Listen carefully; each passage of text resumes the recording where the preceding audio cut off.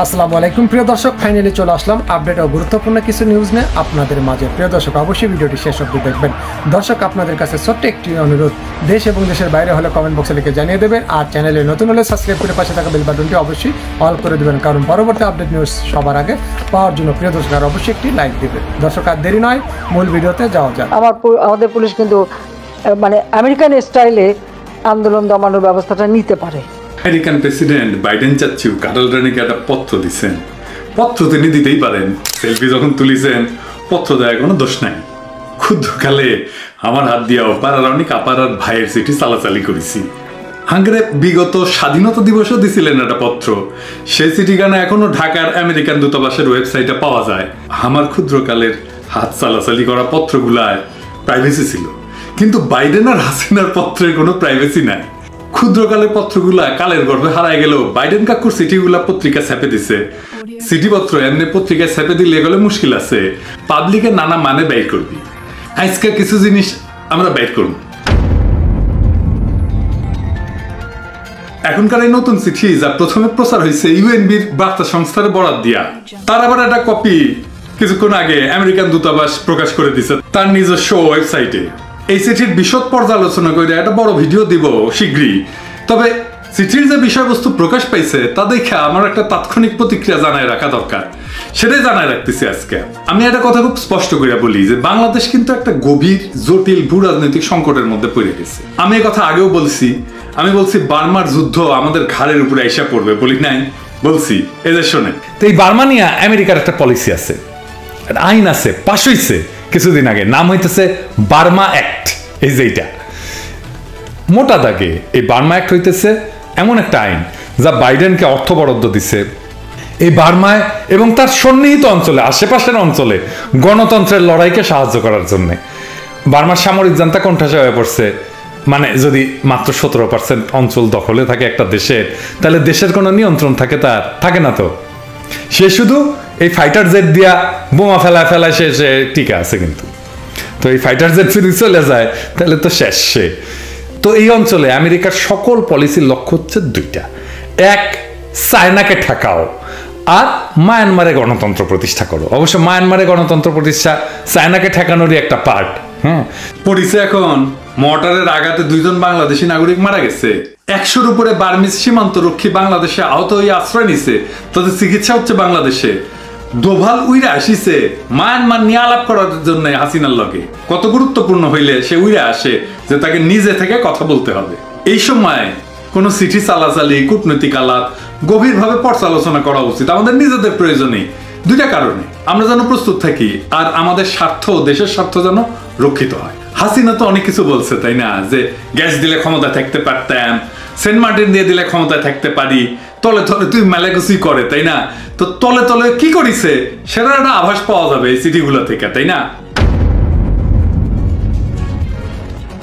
তো এটা গেলে আমার তাৎক্ষণিক প্রতিক্রিয়া হইল, প্রথমত এই চিঠির সবচেয়ে উল্লেখযোগ্য বিষয় হইতেছে ইন্দো প্যাসিফিক।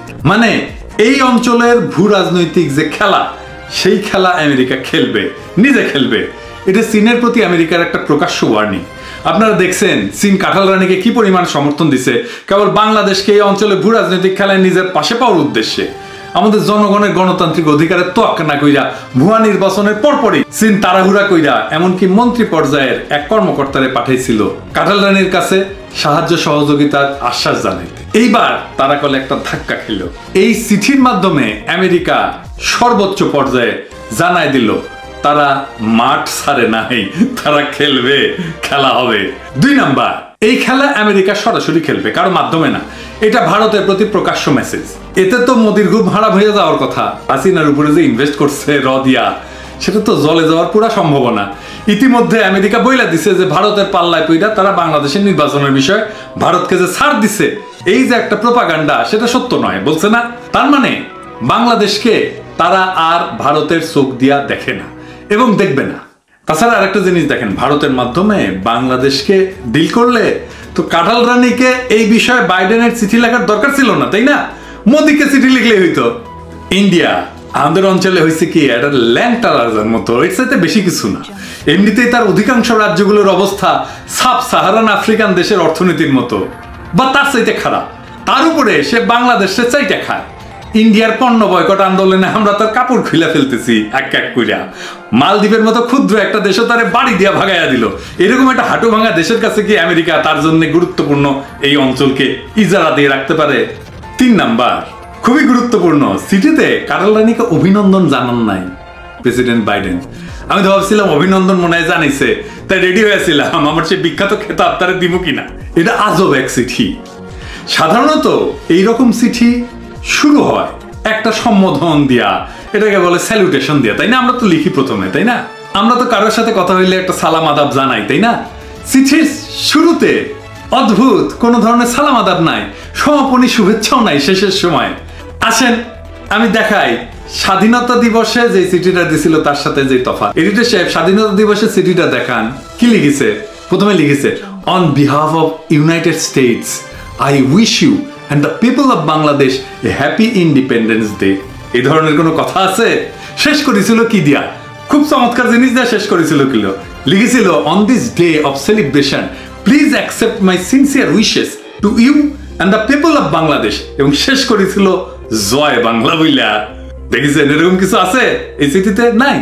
ইলেকশনের পর থেকে ওয়াশিংটন কিন্তু ক্রমাগত বলতেছে এটা ভুয়া নির্বাচন। দেখেন পিটার হাস কিছু বলার আগে কি বলতেছে। As you know, the United States did not find that the elections were free and fair. নির্বাচন ফ্রি এন্ড ফেয়ার হয় নাই, তাই না?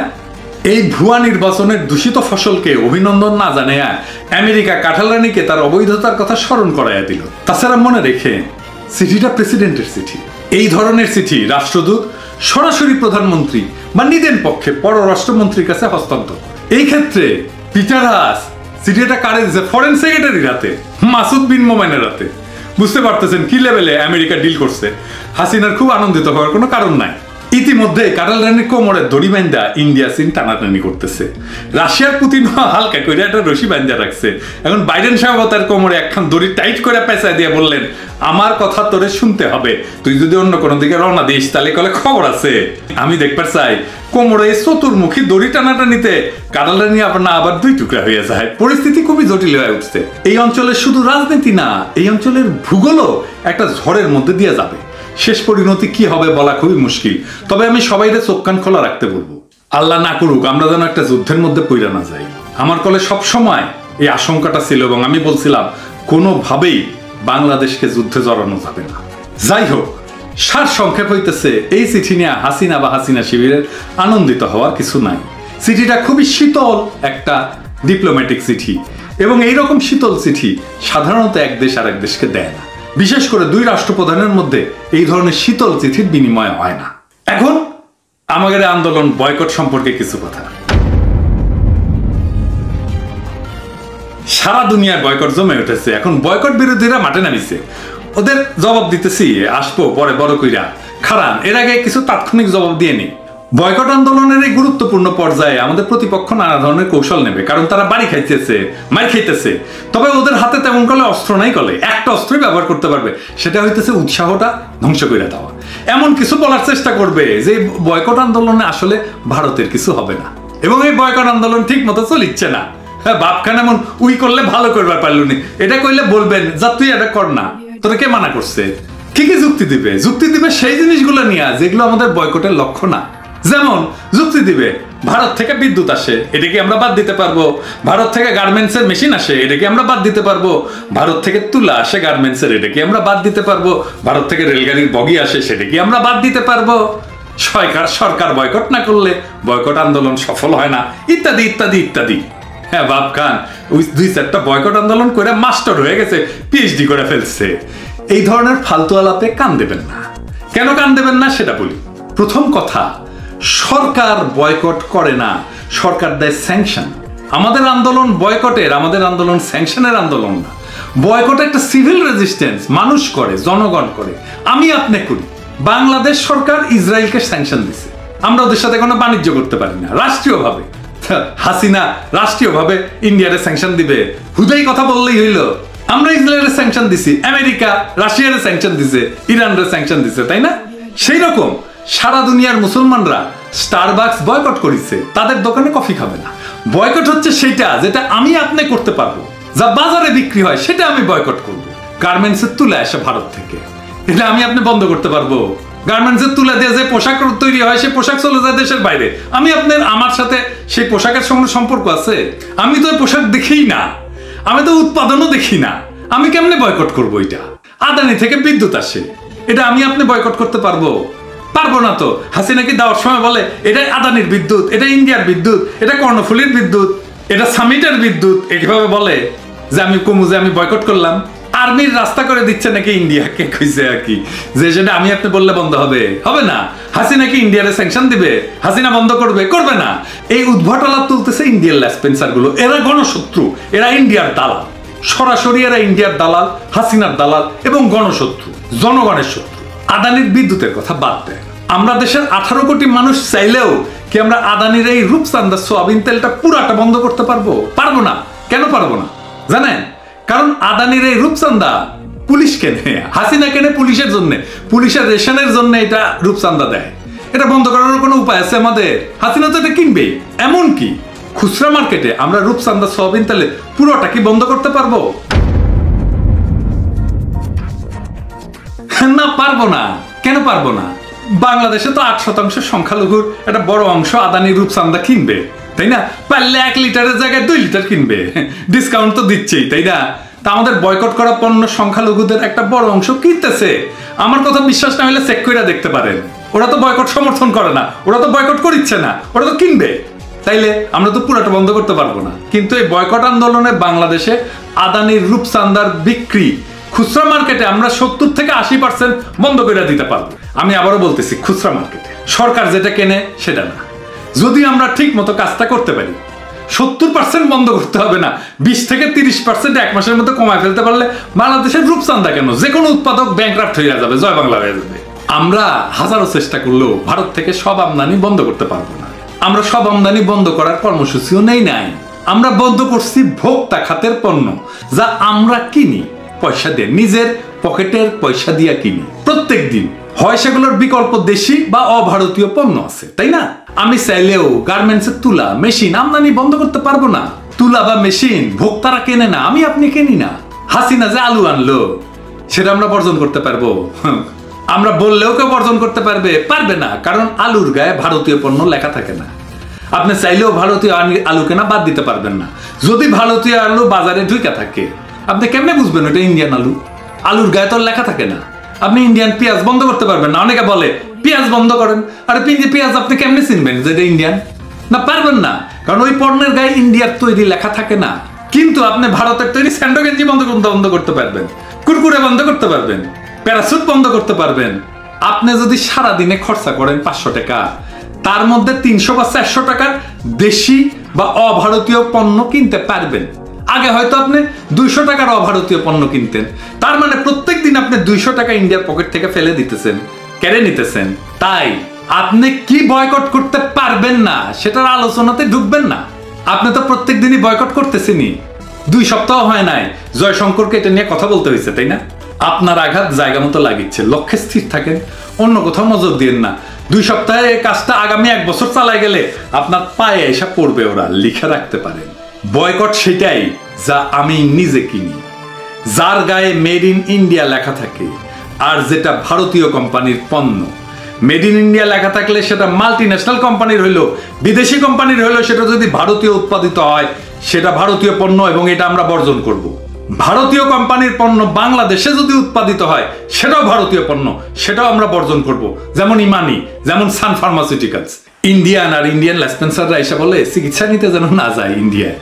ভারত আজ যদি বলে দেয় বাংলাদেশিরা ভারতে চিকিৎসা করাতে আসবেন না, তাহলে কি হতে পারে ভাবুন তো।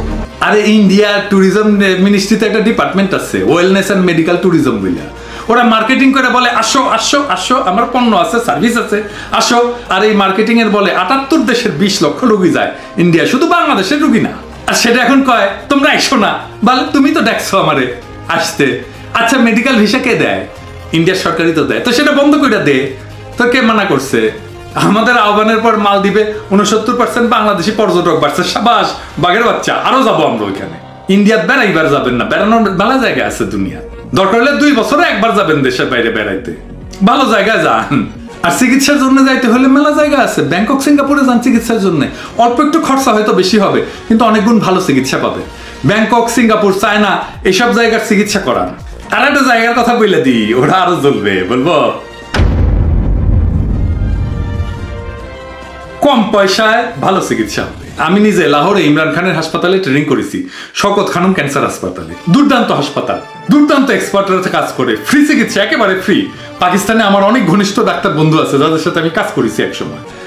অনেক খুবই বিখ্যাত মেডিকেল ইনস্টিটিউট আছে পাকিস্তানে, খরচা কম, এমনকি বাংলাদেশের চাইতেও কম। আমি কয়েকটা নাম বলি: Pakistan Institute of Medical Sciences PIMS ইসলামাবাদে, জিন্না হসপিটাল লাহোরে, সার্ভিসেস হসপিটাল লাহোরে, লেডি রিডিং হসপিটাল পেশোয়ারে, Sindh Institute of Urology and Transplantation kidney ট্রান্সপ্লান্টেশনের একটা খুবই বিখ্যাত হসপিটাল করাচিতে, Doctor Ruth KM Pfau Civil Hospital করাচিতে, পাঞ্জাব ইনস্টিটিউট অফ কার্ডিওলজি, কার্ডিওলজির খুবই ভালো হসপিটাল লাহোরে, আর Sir Gangaram Hospital, Gangaram, Sir Gangaram দেখে মনে হচ্ছে না হিন্দু মানুষের নামে, হ্যাঁ, একটা হসপিটাল লাহোরে, খুবই বিখ্যাত হসপিটাল। আমি বাংলাদেশের পাকিস্তান এমবাসিকে সহজে দ্রুত মেডিকেল ভিসা দেওয়ার আহ্বান জানাচ্ছি। আপনার একটা মেডিকেল কর্নার খোলেন, পাকিস্তানের রোগী যাওয়া শুরু করলে পাকিস্তানের বাংলাভাষীদের দোভাষী হিসেবে নিয়েন। আমরা আমাদের চিকিৎসার বিকল্প তৈরি করে নেব। ছোট লোকদের কাছে চিকিৎসা নিতে যান না, আপনি আর টাকা আপনি দিয়ে চিকিৎসা নেন, আবার কথা শোনায় আসেন না। আরে আশ্চর্য ব্যাপার, পাকিস্তানের কথা কেন বললাম? রুগী ইন্ডিয়া বাদ দিয়া পাকিস্তানে যাওয়া শুরু করলে ওদের জ্বলুনি দ্বিগুণ হবে, দেখবে আর জ্বলবে, লুচির মতো ফুলবে।